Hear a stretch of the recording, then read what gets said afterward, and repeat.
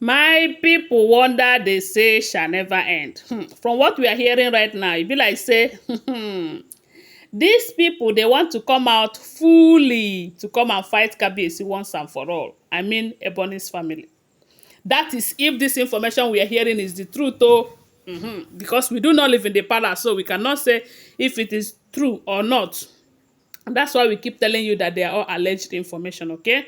So from what we are hearing right now, remember they said Kabiyesi have banned Ebony, Gospel, and Igbi from using the white chalk and using the sacred rooms, the sacred chambers where they do their cleansing. And information have it that before any of them will be fit to go close to the king, they must do their monthly ritual, which they do every month. And this monthly ritual, there is this thing they called white chalk. They use that white chalk. That white chalk is the main tool for that monthly ritual. Then there is sacred chambers where they go inside the palace to do the rituals if they are in the palace. But if they are not in the palace, they can take the white chalk to wherever they are for the months that they will be out of the palace, and they will do the rituals there. The main tool for that ritual happens to be that white chalk. Right now, we got an information that Kabiyesi said they will no longer use that white chalk until after the full moon ritual.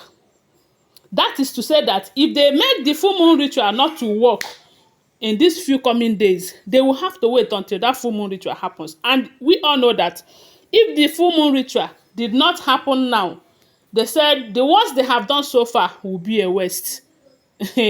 So this is a very difficult situation if all the information we are hearing is the truth. Now, Kabiyesi gave this order. They said, Ebony, Igbi obeyed that order. Gospel left the palace because Kabiyesi also said they should leave the palace and stay outside, operating from outside until further notice. But they said Ebony, who is inside the palace for a mission. And this her mission, from the look of things, it did not start today. It started from the day of Wurola in that palace. Remember? So now, Ebony is in that palace doing as she like. And from the information we are getting, she have gone to report the king to her families. And they said the elders of that family have come out to say that if Kabiyesi wants to lose this throne within an hour, let him go ahead and divorce Ebony. You know what? From what we are hearing also, they said that issue of not allowing them to do the monthly cleansing is a way of removing immunity from them. And remember that for some time now, we have been hearing that Kabiyesi have been threatening them with this issue of removing immunity. And maybe the reason he has been saying it all this while is to see if they will change from their bad character or from all the things they have been doing against him and Queen Naomi in that palace. But from the look of things, they don't want to change. Instead, their action is becoming worse by the day. Then, from what we are hearing, they said Ebony's family is saying that Kabiyesi should not think that he emerged that throne by his powers. That if not for them, because among the 47 princes that came out for that throne, that they know the role they played to place him there.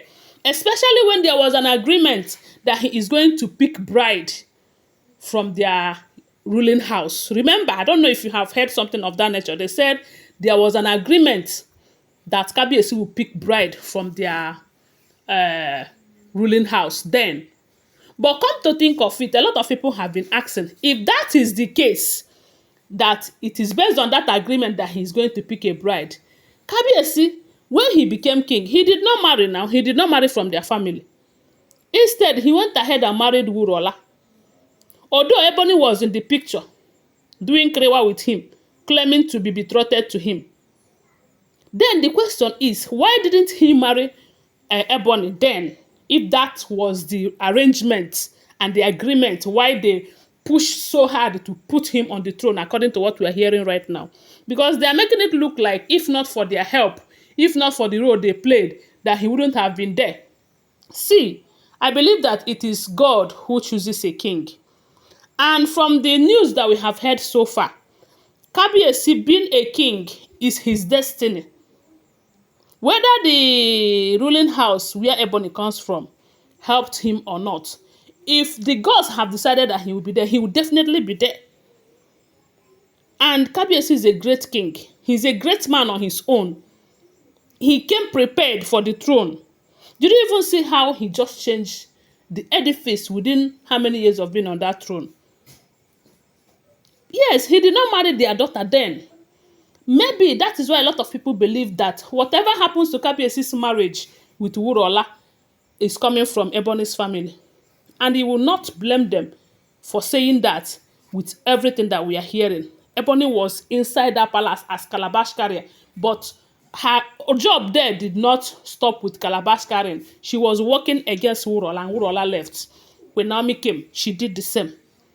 And now, Kabiyesi have seen that, this lady being in his life is going to cause him more pain than good. He decided that from the look of things, definitely he's going to do something about it. They said, according to their culture and tradition, Kabiyesi does not have the right to divorce any wife. But you know that sometimes it's not all about divorcing a wife. There's a way that you will treat a woman. She will live on her own. But someone like Ebony might not live like that, being that she is there for a mission.